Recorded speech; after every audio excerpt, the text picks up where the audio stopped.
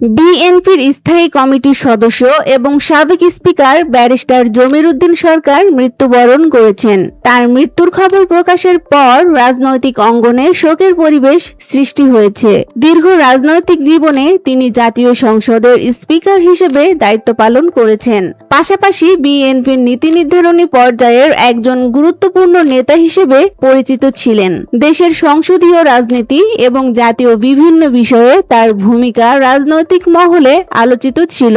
তার মৃত্যুতে দলীয় নেতাকর্মী, শুভাকাঙ্ক্ষী এবং বিভিন্ন মহল গভীর শোক প্রকাশ করছে। ব্যারিস্টার জমির উদ্দিন সরকারের কর্মজীবন এবং রাজনৈতিক অবদান নতুন প্রজন্মের কাছেও গুরুত্বপূর্ণ অধ্যায় হিসেবে বিবেচিত হয়। তার মৃত্যুতে দেশের রাজনীতিতে একটি অভিজ্ঞ কণ্ঠের অবসান ঘটল। এদিকে তার মৃত্যু পরবর্তী আনুষ্ঠানিক কর্মসূচি এবং দাফনের বিষয়ে সংশ্লিষ্টদের পক্ষ থেকে প্রয়োজনীয় ব্যবস্থা নেওয়া হচ্ছে।